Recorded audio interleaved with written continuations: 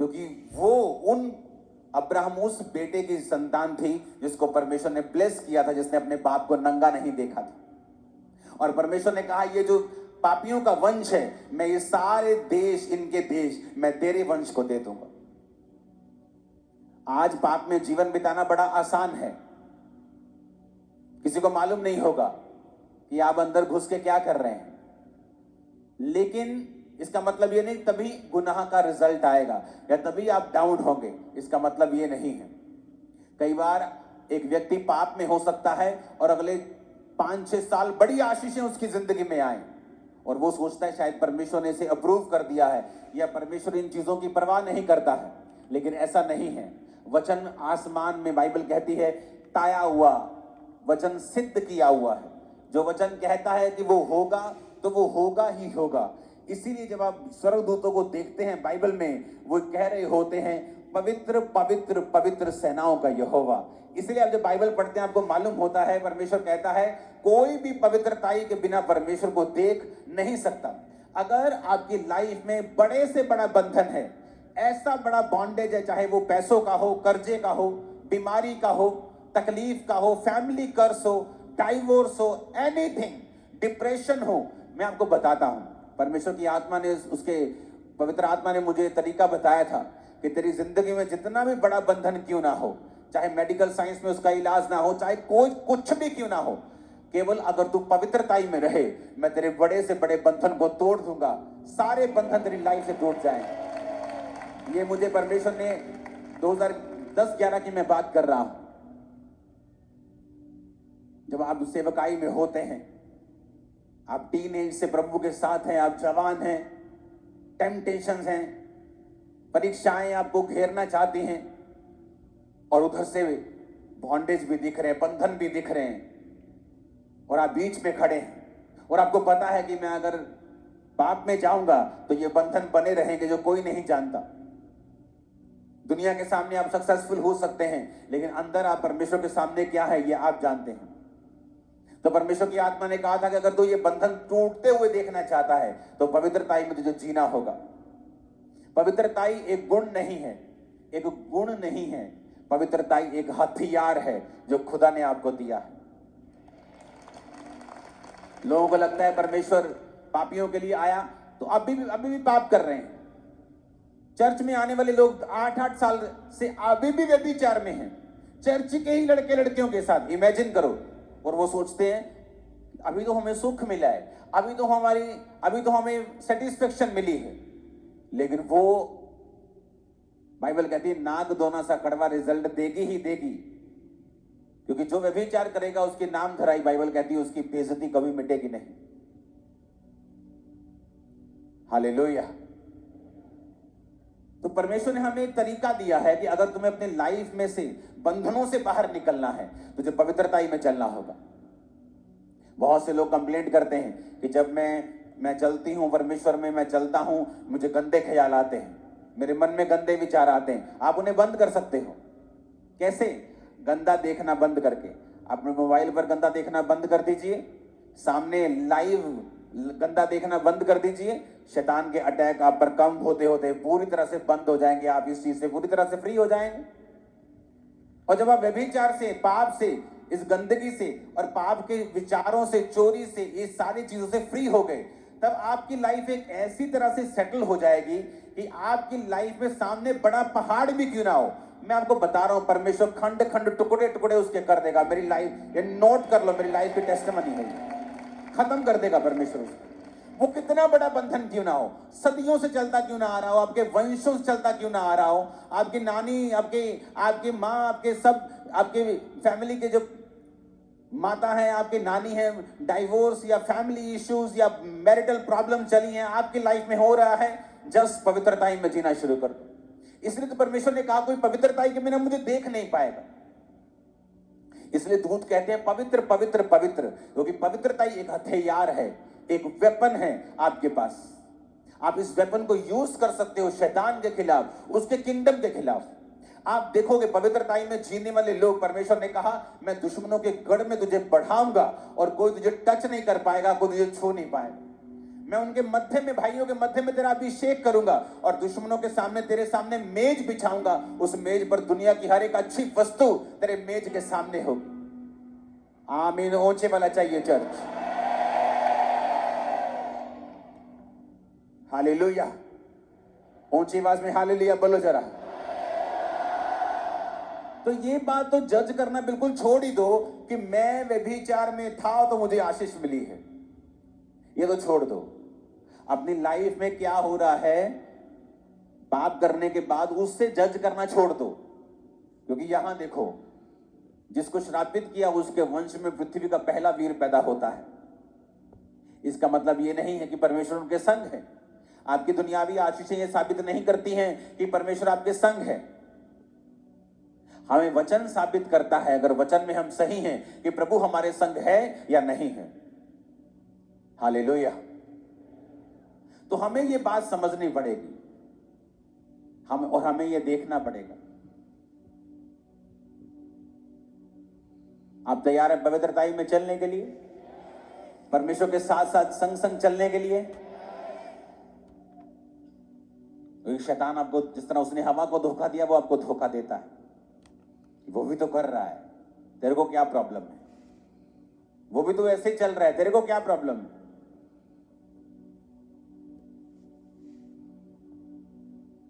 दाऊद को वो बोलता होगा, तेरे भाई भी तो पाप करते हैं, राजा की सेना में देख कितनी अच्छी पोस्ट पे हैं।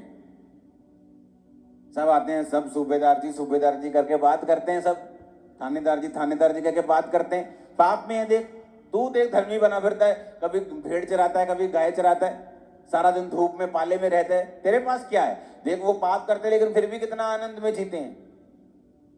लेकिन उनको यह मालूम नहीं था कि परमेश्वर ने उनको परखा और फेल पाया, और दाऊद को परखा और पास पाया, और उस देश का राजा बना दिया जिस देश का वो चरवाहा था। शैतान आपको थोड़ा दिखाकर बड़ा ले लेता है, छोटा दिखाकर बहुत बड़ी चीज ले लेता है, क्योंकि परमेश्वर के पास वही है जो आपके लिए बेस्ट है, और वो इतना बड़ा है जितना आप सोच भी नहीं सकते। दाऊद को मालूम थोड़ी था वो उस देश का राजा होगा, उसको कभी सपने में मालूम नहीं था ये बात। लेकिन उसे ये मालूम था कि चाहे मेरे भाई पाप करके भी अच्छी पोस्ट पे हैं, लेकिन मैं अगर पवित्रताई में जीकर भी छोटी पोस्ट पे हूं, तो मुझे इसी पोस्ट में परमेश्वर के साथ रहना है और उसको प्रसन्न करना है। एक बार इतनी जोर का हालेलुया बोलो, शैतान के कान हिला देना।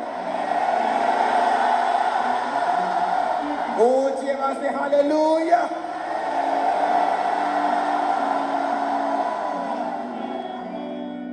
आज खुदावंद ऐसी आर्मी को ढूंढता है जो पवित्रताई में चल सके, और फिर आप इस्तेमाल होंगे जबरदस्त रीति के साथ। आपकी प्रेयर सुनी जाएगी जबरदस्त रीति के साथ। आप सफल होंगे। मैंने कहा आप सफल होंगे इन जीसस ने। परमेश्वर ने क्या कहा मालूम? उसने कहा तो अपने माथे के पसीने की रोटी खाया करेगा। तो अपने माथे के पसीने की रोटी खाया करेगा। औरत को कहा मैं तेरे गर्भवती होने के दुख को बहुत बढ़ाऊंगा, तो बहुत पीड़ित होकर बालक उत्पन्न किया करेगी। और आदमी को कहा तू पसीने, माथे पसीने की तू एफर्ट करेगा, तू जितना बोएगा उतना फल नहीं आएगा। आज हर घर की कहानी है, जाके देख लो। बहुत काम करते हैं, फल नहीं आता। काम बहुत करते हैं, रिजल्ट नहीं आता, कर्जे में है। और जिस दिन आप पवित्रताई में जीना शुरू कर देते हैं, आप मेहनत करते हैं, फल 100 गुना आता है। एक एक कर्ज परमेश्वर ने हमारी लाइफ से दूर किया है। 2015 में जब मेरी बेटी का जन्म होना था, तो डिलीवरी डेट आ चुकी थी, लेकिन हम चर्च में मीटिंग कर रहे थे। संडे का दिन था, तो संडे में मीटिंग कर रहे थे। तो संडे जब घर गए तो हल्की सी पेन स्टार्ट हुई, तो हमने कहा वेट करते हैं। सुबह तड़के डॉक्टर के पास चले गए डिलीवरी के लिए। तो डॉक्टर का घर ऊपर ही था हॉस्पिटल के। उसने कहा कोई बात नहीं, अभी पेन्स होंगे, अभी ये होगा वो होगा, थोड़ा देखते हैं, उसके बाद फिर बेबी डिलीवर करेंगे। वो भी ऊपर बेचारी तड़का लगाने जा रही थी अपनी सब्जी को और नीचे बेबी हो गया था। विदाउट पेन इंजेक्शन के, विदाउट पेन किलर इंजेक्शन के, तब भी पेन नहीं हुआ। उसने कहा मैं तेरी गर्भवती, पीड़ा होगी बहुत कम, पर कहता मैं तेरे गर्भवती होने की पीड़ा को अब बढ़ा दूंगा क्योंकि तूने पाप किया। जिस दिन आपको पवित्रता में जीने के फायदे समझ आ जाएंगे, मैं आपको बता रहा हूं, आप शैतान के रोज 100 जूतियां मारा करोगे। आज लोग मेरी लाइफ को देखकर हैरान होते हैं। मुझे कोई काम अपना करना होता है पर्सनल, मैं बड़े बड़े काम कर लेता हूं बिना टाइम वेस्ट, बिना मेहनत किए। सारा दिन सेवकाई करता हूं मैं। अगर मुझे पर्सनल कमाना हो तो मैं बिलियनर्स की लिस्ट में आ जाऊंगा कुछ सालों में, लेकिन मैं इतना कमाता हूं अपनी साइड पे कि मुझे चर्च पर निर्भर ना होना पड़े। और लोग हैरान होते हैं मेरी लाइफ के देखे कि आप इतना बड़ा काम साइड पर ही एक नंबर में सब कुछ सही बिना एफर्ट के कर लेते हो। परमेश्वर ने कहा जब तू मेरे साथ मेल मिलाप कर लेगा फिर तू दुख की रोटी नहीं खाएगा, सुख की खाएगा। जिस दिन आपको फायदे नजर आने शुरू हो जाएंगे और आपकी आईज ओपन हो जाएंगे कि पवित्रताई में जीने के फायदे क्या हैं। आप एक बहन है, पवित्रताई में चल रहे हैं, वही हस्बैंड आपके सामने आएगा जो परमेश्वर की ओर से होगा। आप करेक्टर में रॉन्ग हैं, आप 36 रॉन्ग के साथ मिलेंगे। जिस दिन आपको पवित्रता के फायदे और प्रभु के साथ चलने के फायदे समझ आ गए कि परमेश्वर ने आपके लिए क्या रखा हुआ है, आप वही बिजनेस करेंगे, आपकी बुद्धि ओपन होगी, रिजल्ट आएंगे, रास्ते साफ होंगे, एफर्टलेस आपकी लाइफ चलेगी। मैं आपको बता रहा हूं, लोगों को लगता है इतनी बड़ी सेवकाई, 200 चर्चेस चलाना, इतना काम, ये बहुत सिरदर्द होता होगा। जब 1500 लोग थे उससे कम सिरदर्द, कम से भी कम जीरो लेवल का सिरदर्द आज है जब 4 लाख लोग हैं। मैं सच कह रहा हूं। क्या हम काम नहीं करते? करते हैं। उससे काम तो उससे ज्यादा है, कोई शक नहीं, मेहनत उससे ज्यादा है, लेकिन वो वाली मेहनत नहीं, स्ट्रेस वाली मेहनत नहीं। आप काम करें, काम करने को इंसान बना है, आप बिजी रहते हैं, अच्छे रहते हैं, लेकिन कितने मेरी बात को समझ रहे हैं? तो जब आपको यह समझ आना शुरू होता है कि परमेश्वर ने आपके लिए जीने का एक तरीका ठहराया है और उस तरीके के अनुसार जब आप चलते हैं, आप अपनी लाइफ के चारों तरफ से ब्लेस होते हैं। आपके बच्चे, आपकी लाइफ, वाइफ, हस्बैंड, आपका बिजनेस, फाइनेंस, सेवकाई, जो कुछ भी है वो परमेश्वर के कंट्रोल में, हद में रहती है और वो आपको सुख देती है। बहुत से लोग हैं जो बड़ी सेवकाइयां करते हैं, लेकिन उनकी पर्सनल लाइफ जाके देखो, उनका घर कचरा हो चुका है। 10 बार वाइफ से रोज लड़ाई होती होगी। उस सेवकाई को मेंटेन करने के लिए 10 जगह चक्कर लगाने पड़ते हैं, क्योंकि पवित्रता में जब जीवन नहीं है तब आप अपने एफर्ट से, अपनी ताकत से आपको चलाना पड़ता है।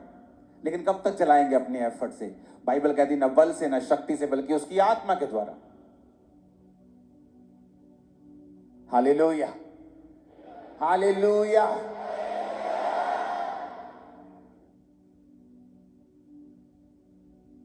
बहुत से लोगों ने ये टेस्टिमनी सेम दी है। ऐसे देशों में जो गरीब देश हैं, एक पास्टर ने फैसला किया पवित्रताई में चलूंगा, प्रार्थना नहीं छोड़ूंगा और टाइथ नहीं छोड़ूंगा, और उस देश के सबसे बड़े बड़े पेंटिकोस्टल स्ट्रक्चर बनाए, दुनिया का सबसे बड़ा स्टेडियम बना रहा है। रीजन पवित्रताई में चलना।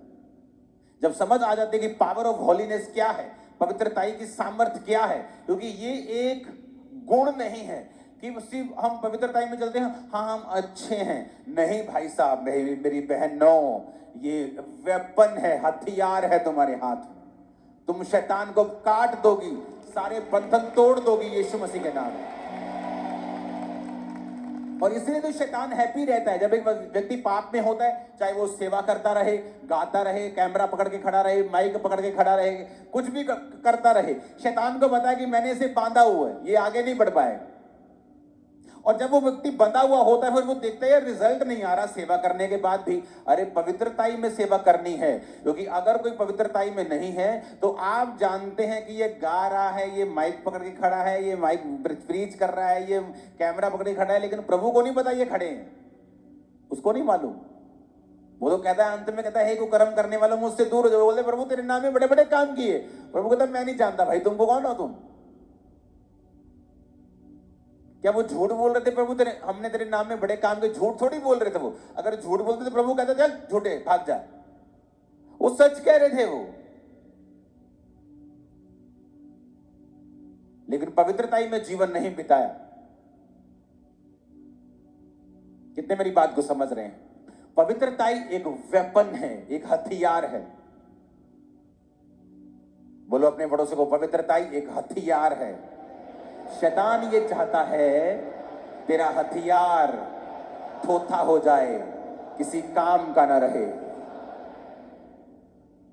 लेकिन प्रभु ये चाहता है तेरा ये हथियार चमकता रहे, क्योंकि इसके जरिए तू सारे बंधनों को तोड़ डालेगा, तू आगे बढ़ेगा, ऊंचाई पे जाएगा, तेरा प्रकाश फिर बना रहेगा, पीढ़ी दर पीढ़ी तू आशीषित होता रहेगा और होती रहेगी।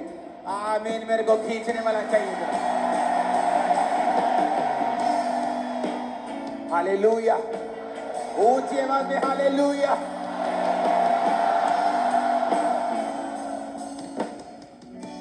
आमीन। आप मेरी बात को समझ रहे कि नहीं? तो यही परमेश्वर की मर्जी है आपकी लाइफ में। लाइफ फिर सेम नहीं रहेगी। आप चुगली करते हैं, पवित्रताई खराब होती। आप किसी के साथ वैर विरोध रखते हैं, आपकी पवित्रताई खराब होती। आपको जो परमेश्वर कहता है उसे बोल दीजिए, पर दिल में वैर रखना, किसी का बुरा चाहना, उसके लिए प्लान करना कभी मत कीजिए।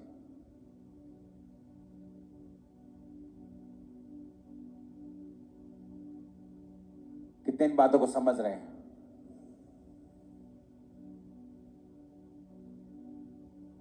मोस्टली इंटरनेट, आप देखो शैतान किस तरह से काम करता है। आप इंटरनेट खोल के चलो बैठ जाओ, फेसबुक इंस्टा खोल लो, आपको 90% जोक्स हस्बैंड और वाइफ के जो आएंगे, हमेशा डफर किस्म के आएंगे। हस्बैंड और वाइफ की सहभागिता को कमजोर करने वाले होंगे। या वाइफ को उसमें मूर्ख दिखाया जाएगा या हस्बैंड को मूर्ख दिखाया जाएगा। कितने मेरी बात को समझ रहे हैं? वाइफ की कमियां दिखाई जाएंगी, चाहे वो कॉमेडी कर रहे हैं, लेकिन आपकी स्पिरिट में एक मैसेज जाता है। जब स्पिरिट में एक मैसेज चला जाता है तो फिर आप बाहर ढूंढना शुरू करते हैं और वहां पर आप मिस कर जाते हैं मार्क, एक स्टैंडर्ड जो परमेश्वर ने आपकी लाइफ के लिए ठहराया है।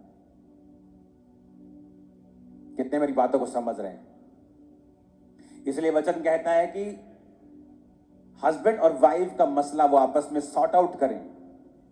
ऐसा ना हो उनकी प्रार्थनाएं रुक जाए, क्योंकि वो अब दो तन नहीं, दो जन नहीं, वो एक जन है। इसलिए बाइबल कहती है मनुष्य अपने माता पिता से अलग रहेगा और पत्नी के साथ मिला रहेगा। फैमिलीज को भी चाहिए कि वो पति पत्नी का स्थान सबसे ऊपर है, उसके बाद माता और पिता का स्थान आता है। मैं सच कह रहा हूं। माता और पिता की इज्जत ना करना यानी अपनी लंबी उम्र को लात मारनी। और पत्नी इस काम में पति का सहयोग करे कि वो अपने माता पिता की इज्जत कर सके। इसलिए लोग जब चर्च में आते हैं, लाइफ में जब वचन को सुनते हैं, उनको सब तरफ से परमेश्वर जब बताता है कि उन्हें क्या करना है, ऑटोमेटिकली लाइफ पवित्रताई में चलनी स्टार्ट होती है। और जब हथियार आपके पास आ जाता है, बंधन सारे टूट जाते हैं। और ऐसा ही होगा। आमीन हो चाचा ये चर्च।